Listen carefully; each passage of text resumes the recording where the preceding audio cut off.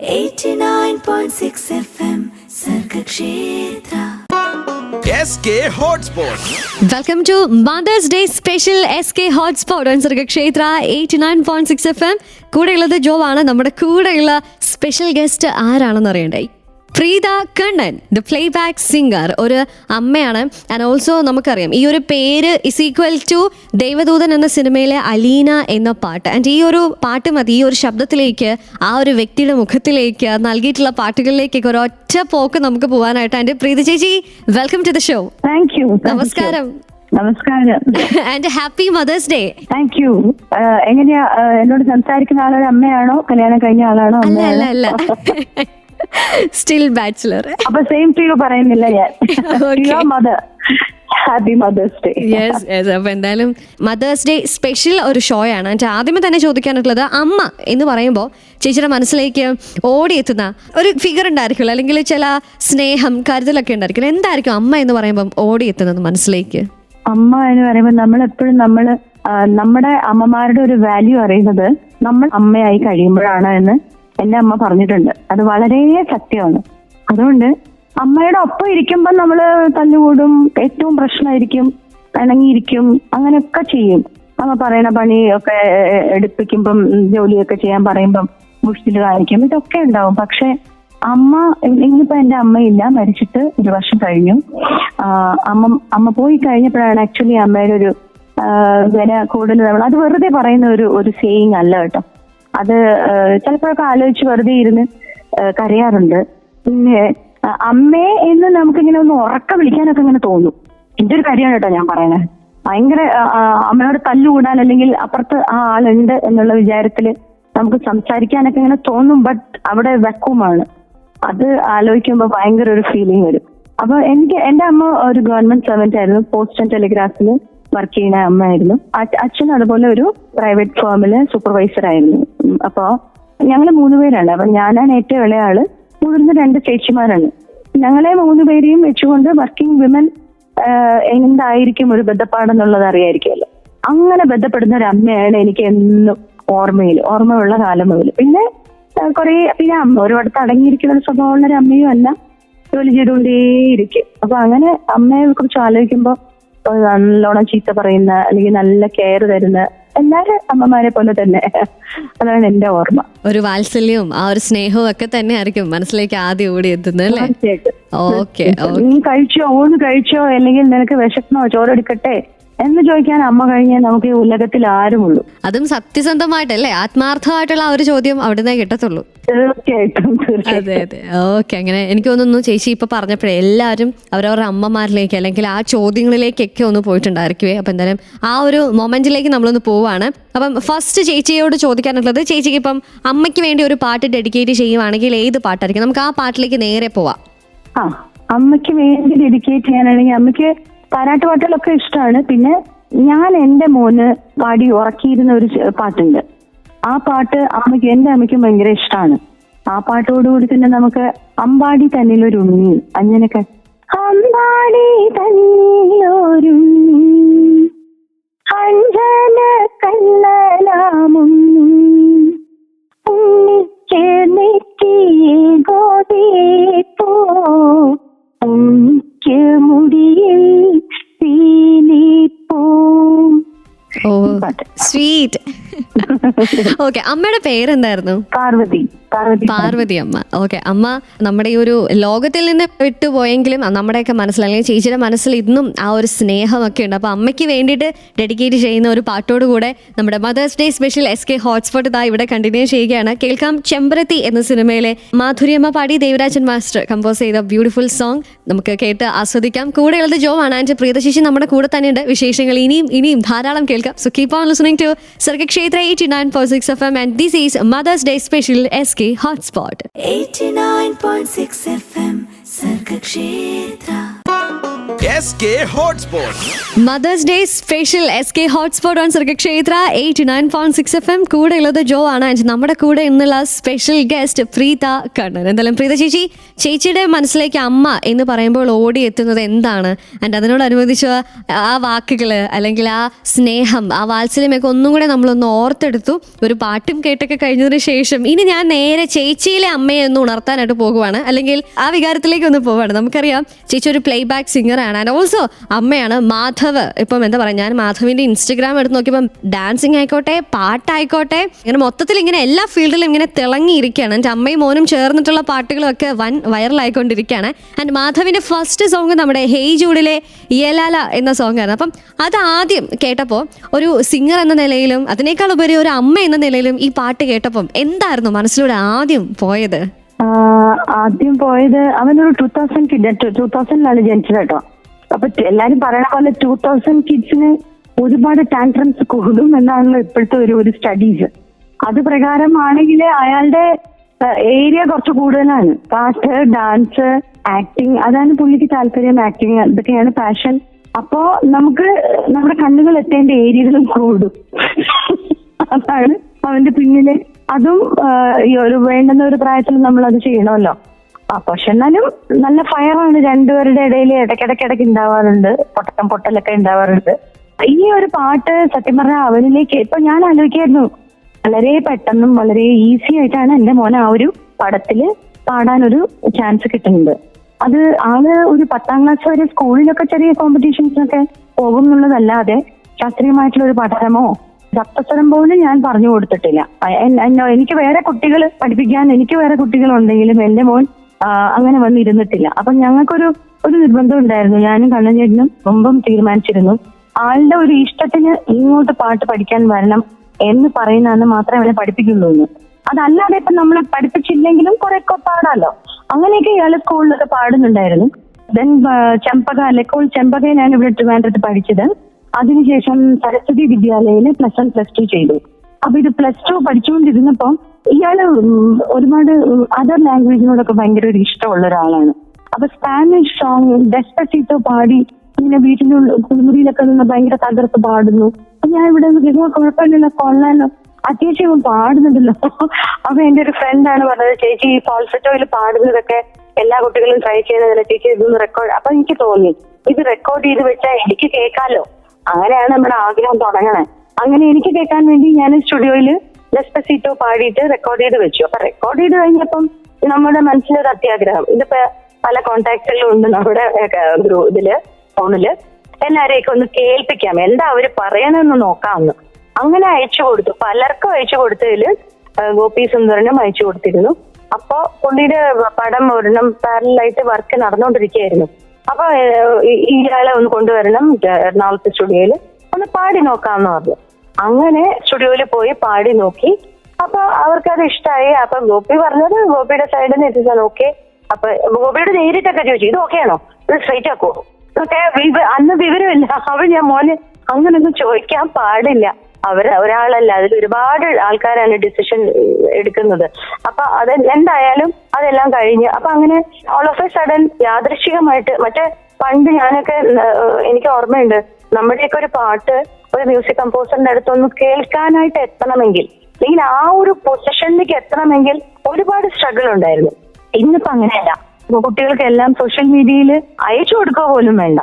അവരുടെ ചാനൽ, ഓരോരുത്തരും ചാനൽ ഉള്ളവരാണല്ലോ, ചാനലിൽ പോസ്റ്റ് ചെയ്താൽ മതി. പലരും ഷെയർ ചെയ്ത് അത് പല ആൾക്കാരിലേക്കും. അങ്ങനെയാണല്ലോ നമ്മളിപ്പോ സോഷ്യൽ മീഡിയയിൽ കാണുന്നതല്ലേ ഒത്തിരി കുട്ടികൾക്ക് ചാൻസുകൾ എല്ലാം കിട്ടുന്നത്.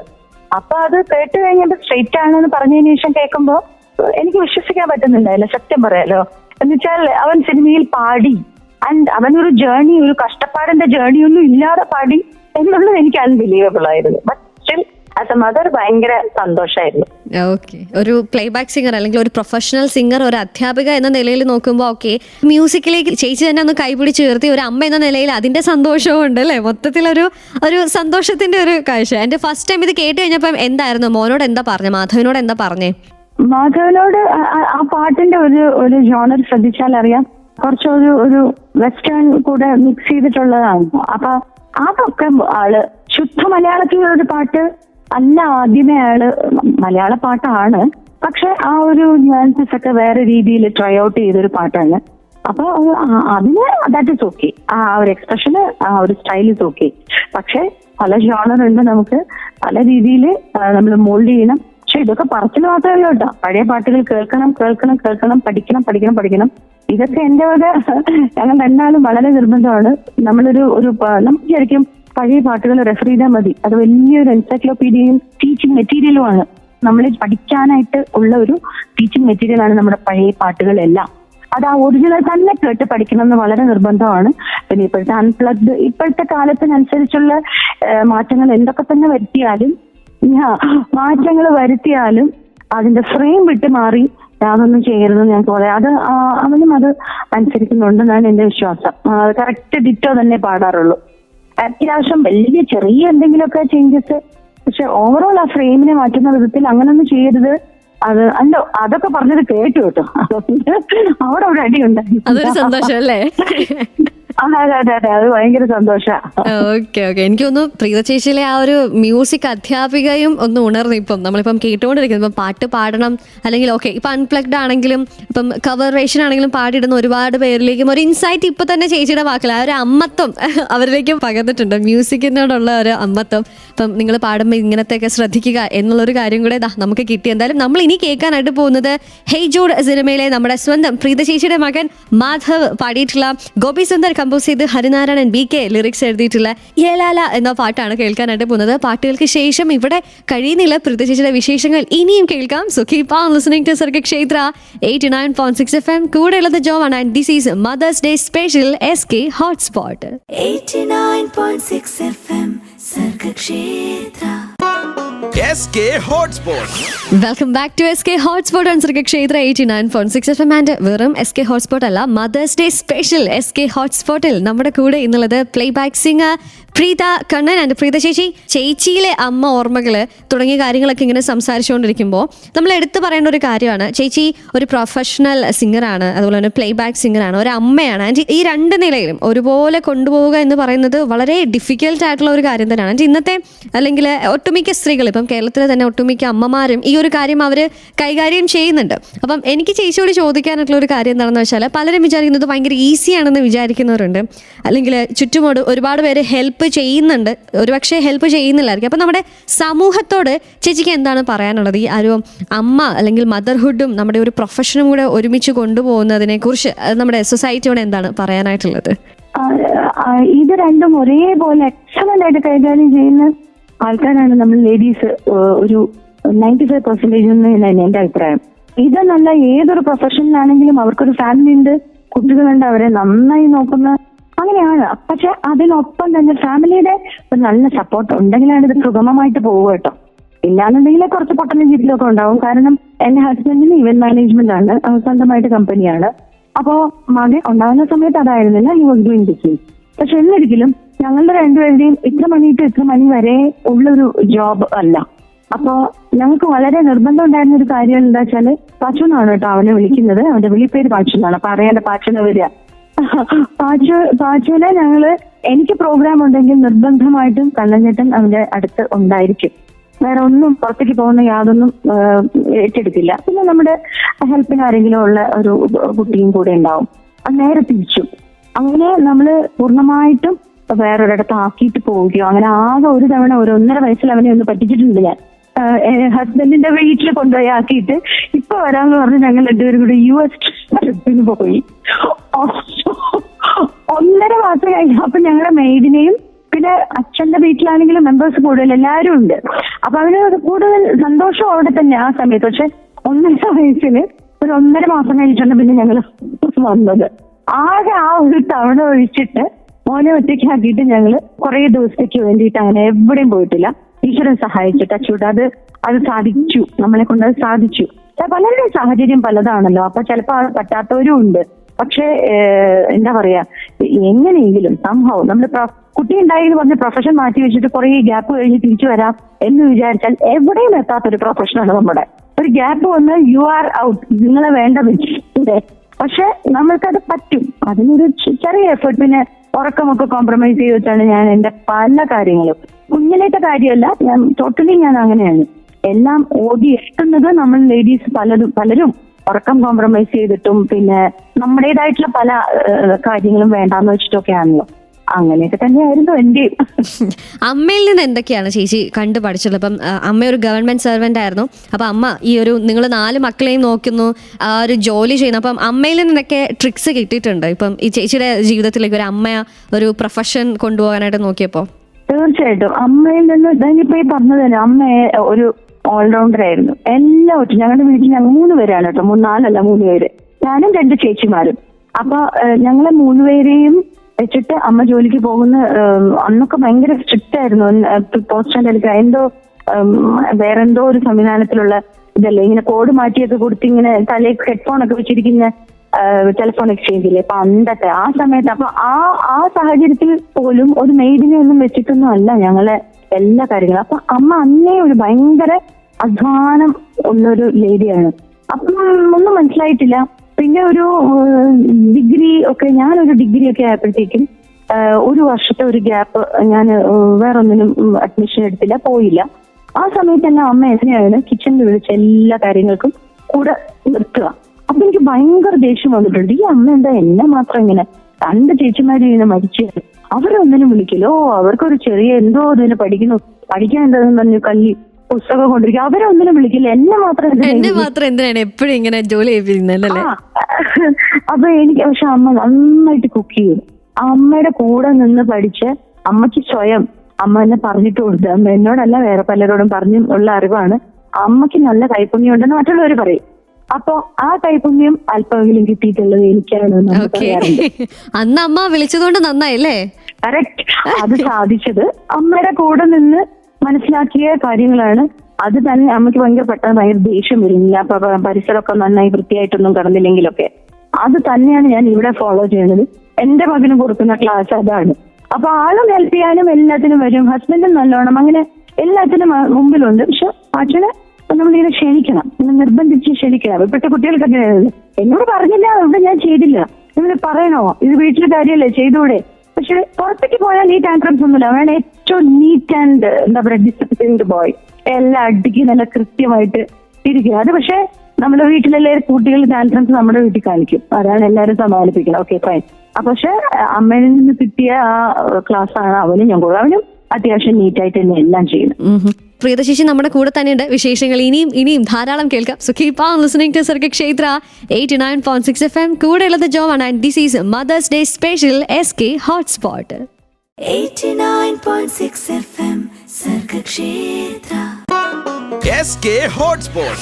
Mothers day special SK hotspot on Sargakshetra 89.6 FM. കൂടെ ഉള്ളത് ജോ ആണ്. നമ്മുടെ കൂടെ ഇന്നുള്ള സ്പെഷ്യൽ ഗസ്റ്റ് പ്രീത കണ്ണൻ. എന്തായാലും പ്രീത ചേച്ചി, ഈ അമ്മയിൽ നിന്ന് കിട്ടിയ കൈപുണ്യം നമുക്ക് ചേച്ചിക്ക് കിട്ടിയിട്ടുണ്ടെന്ന് പറഞ്ഞില്ല. അപ്പം അതിപ്പോൾ അമ്മയിൽ നിന്ന് കിട്ടിയ ഒരു ഡിഷ് മകന് പകർന്നു കൊടുത്ത് മകന് ഏറ്റവും പ്രിയപ്പെട്ടതായി മാറി, അങ്ങനെ എന്തെങ്കിലും ഒരു പങ്കുവെച്ച അല്ലെങ്കിൽ പരമ്പരാഗതമായി കൊണ്ടുപോയ എന്തെങ്കിലും രുചി എല്ലാം ഓർമ്മയിലുണ്ടോ ചേച്ചി? എന്താണ് പാച്ചുവിന് ഇഷ്ടപ്പെട്ടത്, ചേച്ചിക്ക് ഇഷ്ടപ്പെട്ടത്, അമ്മ വെച്ചെന്നതിന് ഇഷ്ടപ്പെട്ടത്? അത് ഞാൻ കല്യാണം കഴിഞ്ഞിട്ട് ഞാനും ട്രിവാൻഡ്രത്തെ ഞാൻ സെറ്റിൽ ചെയ്തത്.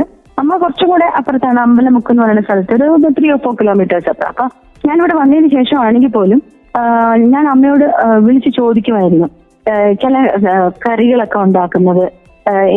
എന്നിട്ട് ഒരു ഡയറി ഉണ്ട്, ആ ഡയറി ഇന്നും ഉണ്ട് എൻ്റെ കയ്യിൽ. അതിന് ഞാൻ എഴുതി വെക്കും. അത് ഇനി ഞാൻ എത്ര പ്രാവശ്യം ഉണ്ടാക്കിയാലും പിന്നെയും ആ ഡയറി എടുത്ത് ഫ്രണ്ടിൽ വെച്ചിട്ടേ ഞാൻ ഉണ്ടാക്കുള്ളൂ. എന്തോ ഒരു ധൈര്യമാണ്, അമ്മ അവിടെ ഇരുന്ന് പറഞ്ഞു തരുന്ന പോലത്തെ ഒരു ധൈര്യമാണ്. അങ്ങനെ ഉണ്ടാക്കിയതിൽ പാച്ചിന് ഭയങ്കര ഇഷ്ടമുള്ളത് ചിക്കൻ കറി. അമ്മയുടേതായ ഒരു മസാല കൂട്ടിട്ടിട്ട് ചിക്കൻ കറി ഉണ്ടാക്കും, ഉരുളക്കിഴങ്ങും കൂടി ഇട്ടിട്ടുള്ള ചിക്കൻ കറി. അത് ഇയാൾക്ക് ഭയങ്കര ഇഷ്ടമാണ്. അത് ഇയാൾ കഴിക്കും. എന്നിട്ട് എല്ലാവരോടും ഭയങ്കര പൊങ്ങച്ചം പറയും. എന്നിട്ട് അവന്റെ ഫ്രണ്ട്സ് വരുമ്പോ അത് ഉണ്ടാക്കണം എന്ന് പറയും. അങ്ങനെയൊക്കെ അങ്ങനത്തെ ആ ഒരു കറി ഭയങ്കര നന്നായിട്ട് ഞാൻ സ്വയം വിചാരിക്കാറുണ്ട്. കണ്ണഞ്ഞേട്ട എന്നിട്ട് ഞാൻ സ്വയം തന്നെ പുകഴ്ത്തു. കണ്ണഞ്ഞേട്ട പാട്ടുമൊക്കെ നിന്ന് കഴിയുമ്പോ പിന്നെയും കയ്യിൽ എനിക്ക് കിട്ടിയിട്ടുണ്ട് ഈ പാചകമായിട്ട്. സത്യം ഈ അയ്യോ അങ്ങനെ എനിക്ക് കുക്ക് ചെയ്ത് ചില ഡിഷുകൾ അമ്മ ഉണ്ടാക്കണതിൽ ഞാൻ ഉണ്ടാക്കുന്നത് വളരെ നല്ലത്. അതുപോലെ കണ്ണഞ്ഞേട്ടന്റെ അമ്മ അയ്യോ നാടൻ വിഭവങ്ങളുടെ ഒരു പ്രത്യേക കലവറയാണെന്നല്ല പറയാം. അമ്മ ഈ താളൊക്കെ വെച്ചിട്ട് അവിടെ ഉണ്ടാക്കില്ലേ, താള് ഇതൊക്കെ ഞാൻ കല്യാണം കഴിഞ്ഞ് ഞാൻ വന്നിട്ട് അവിടുന്ന് കഴിക്കില്ല കേട്ടോ.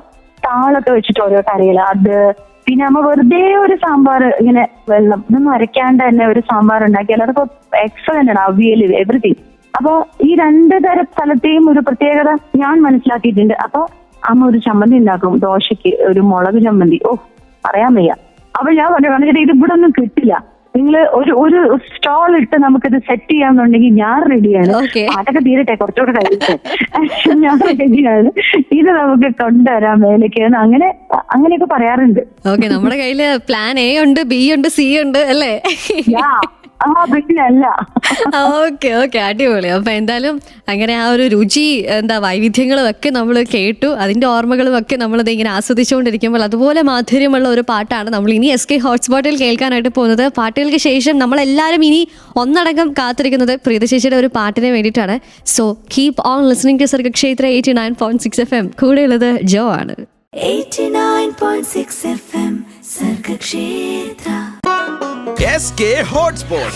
സർഗക്ഷേത്ര 89.6 FMൽ Mother's day special SK hotspot with me RJ Jo and നമ്മുടെ കൂടെയുള്ള special guest playback singer Preetha Kannan. Preetha ചേച്ചി, നമ്മളങ്ങനെ രുചിയെ കുറിച്ചും അമ്മമാർ നൽകിയിട്ടുള്ള ആ ഒരു രുചിയെക്കുറിച്ചും ചേച്ചി വെക്കുന്നതിൽ പാച്ചുവിന് ഇഷ്ടപ്പെട്ട അല്ലെങ്കിൽ ചേച്ചിയുടെ മോന് ഇഷ്ടപ്പെട്ട ആ രുചി ചിക്കൻ കറിയെ കുറിച്ചും ഒക്കെ നമ്മളിങ്ങനെ സംസാരിച്ചുകൊണ്ടിരുന്നപ്പോഴേ ഇനി ഞങ്ങളെല്ലാവരും ചേച്ചിയുടെ ആ ഒരു ശബ്ദത്തിന്റെ രുചി ഒന്ന് നുണയാനായിട്ട് ഇങ്ങനെ കാത്തിരിക്കുകയാണ്. അപ്പൊ ഞങ്ങൾക്ക് വേണ്ടി മദേഴ്സ് ഡേ സ്പെഷ്യലായിട്ട് ഏത് പാട്ടാണ് നമുക്ക് വേണ്ടി പാടിത്തരുന്നേ?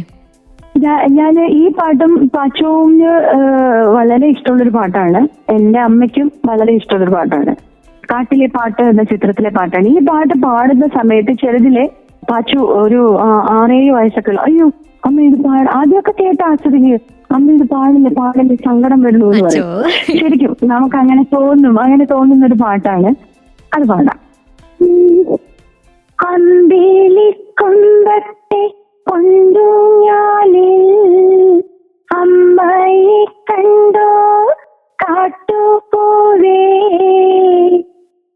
അന്തേലി കൊണ്ടത്തെ പൊന്നുഞ്ഞാലിൽ അമ്മയെ കണ്ടോ കാട്ടുപോവേ, കണ്ണും കവിളും നനയാനിന്റെ അമ്മയും ദൂരെ പോയോ പോവേ, നിന്നമ്മയും ദൂരെ പോയോ പോവേ. എന്റെ അമ്മ ഇപ്പൊ അകലേക്ക് പോയല്ലോ. ഈ ഒരു അവസരത്തിൽ ഞാൻ എന്റെ അമ്മ ഈ പാട്ടിലൂടെ ഓർക്കുന്നു. എന്തോ ഒരു ഹോണ്ടിങ് പെയിൻ ഈ പാട്ടിനകത്ത്. തീർച്ചയായിട്ടും ഇതൊരു കുഞ്ഞിനെ അവന് അറിയില്ല, ഈ വാക്കുകളുടെ അർത്ഥം അറിയില്ല, പക്ഷെ അമ്മ എവിടെയോ പോയി അപ്പൊ വരുന്ന പാട്ടാണ് എന്നുള്ളൊരു ഫീൽ അമ്മയെ അവന് കിട്ടിയോണ്ടാണ് അയ്യോ അമ്മ പാടല്ലേ എനിക്ക് സങ്കടം. ഈ പാട്ട് ഒരുപാട് ഇഷ്ടമാണ്. ഓക്കെ ചേച്ചി, താങ്ക് യു സോ മച്ച്. അപ്പൊ എന്തായാലും അമ്മയുടെ ഓർമ്മകളിലൂടെ, ചേച്ചിയിലെ അമ്മയുടെ ഓർമ്മകളിലൂടെ അല്ലെങ്കിൽ ആ മോന്റെ ഓർമ്മകളിലൂടെ ഒക്കെ നമ്മൾ ഇന്ന് കടന്നു പോയി. നമ്മൾ കേട്ടുകൊണ്ടിരിക്കുന്ന ഒരുപാട് അമ്മമാരുണ്ട് ആൻഡ് മദർ ടു ബീസ് ഉണ്ട്. അപ്പൊ അവരോടൊക്കെ എന്താണ് പറയാനായിട്ടുള്ളത്? മദർഹുഡ് ഒരു ഭയങ്കര സംഭവമാണ്. നമുക്ക് സെലിബ്രേറ്റ് സമയത്തൊക്കെ ശരിയാണ്, ഭയങ്കര പെയിനും കാര്യങ്ങളും ഒക്കെ ഉണ്ട്. ആ സമയം ആ ഒരു പീരീഡ് കഴിഞ്ഞിട്ടുള്ള സംഭവം ശരിക്കും നമ്മൾ ആസ്വദിച്ച് തന്നെ മുമ്പോട്ട് പോകണം. വളരെ ഉത്തരവാദിത്വവും ഇല്ലേ, നാളത്തെ പൗരന്മാർ നമ്മൾ അമ്മമാരുടെ കയ്യിലാണെന്നാണല്ലോ പറയപ്പെടുന്നത്. അമ്മമാര് പഠിപ്പിക്കുന്ന അനുസരിച്ചാണ്, വീട്ടിലെ പേരന്റിങ് അനുസരിച്ചാണ്. അപ്പൊ അത് മാതൃകയായിട്ടുള്ള അമ്മമാരായിട്ട് മക്കളുടെ മുമ്പിൽ ഉണ്ടാവണം എല്ലാരും എപ്പോഴും. അതാണ് എന്റെ ഒരു പ്രയത്നം. ഓക്കെ ഓക്കെ, അപ്പൊ എന്തായാലും ഒരുപാട് സന്തോഷം. ആൻഡ് ചേച്ചി ഒരൊറ്റ റിക്വസ്റ്റ്, നമ്മുടെ ദേവദൂതനിലെ ആ അലീനയും കൂടെ ഒന്ന് ആ ഒരു പോർഷൻ മാത്രം ഒന്ന് കേട്ടിട്ട് നമുക്ക് നേരെ ഇത് വൈൻഡ് അപ്പ് ചെയ്യാം. Okay okay.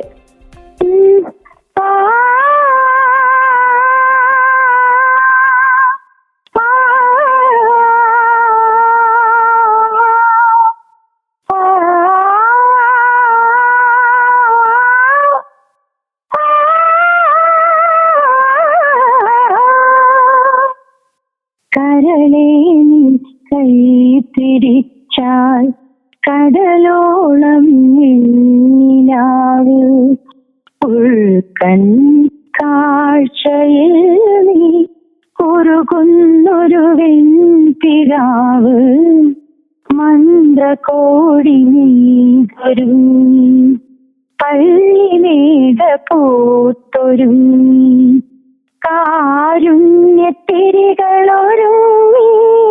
മംഗല്യ പന്തലൊരുങ്ങി.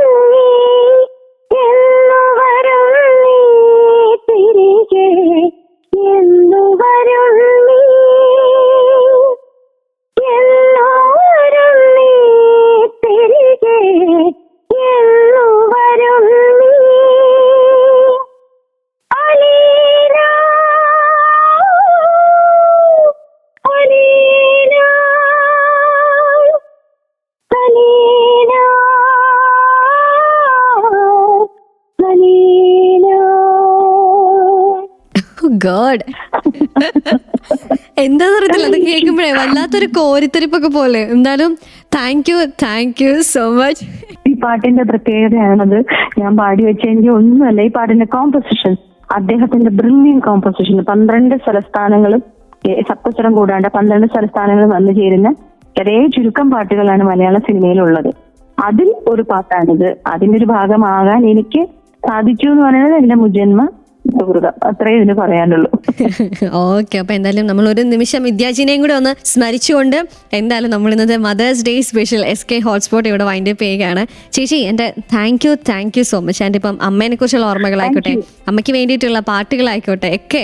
അതെ സർഗിക് ക്ഷേത്ര 89.6 എന്റെ ശ്രോതാക്കൾക്ക് ഹാപ്പി മദേഴ്സ് ഡേ. അതുപോലെ എന്നെ ഇതുവരെ ഇത്രയും വിശേഷങ്ങൾ, കൊച്ചു വിശേഷങ്ങൾ കേട്ടുകൊണ്ടിരുന്നതിനും ഒരുപാട് നന്ദി, സന്തോഷം. താങ്ക് യു ചേച്ചി, thank you so much and happy mother's day once again.